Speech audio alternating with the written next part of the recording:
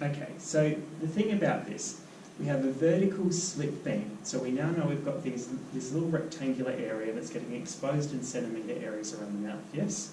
We now know it's moving around in multiple centres. The next thing is the angle.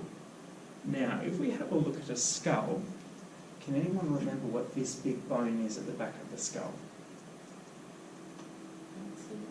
Occipital bone, well done. Okay, so occipital bone, what's the issue with the occipital bone, do you reckon?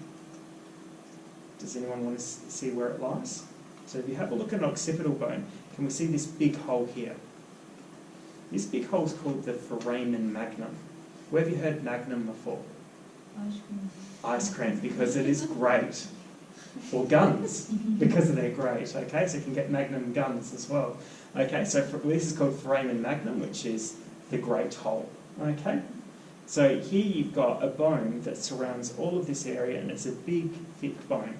So could you imagine that if we were trying to take an X-ray, the X-rays would have to go through this to try and get to our tooth structures.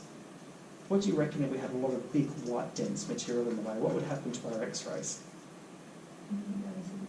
We would be able to see the teeth. So what we have to do with this slip beam is actually have it come in at negative 8 degrees. So it's got to come upwards in order to actually expose the teeth. So that's why when you start to have a look at X-rays, you notice that the X-ray sensor versus the tube's always sitting lower, the sensor's slightly higher.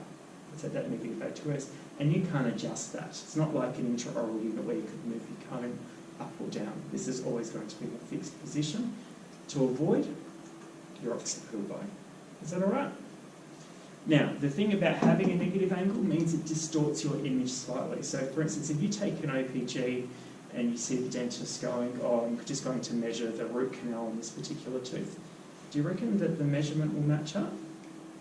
No, it's slightly distorted. It's actually very slightly magnified.